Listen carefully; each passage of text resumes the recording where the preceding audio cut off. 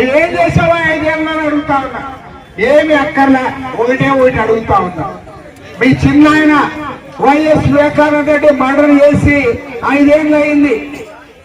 5 ఏళ్ళు పులివెందుల్లో పిల్లని అడిగినా చెప్తాడు ఎవరు చెప్పారు.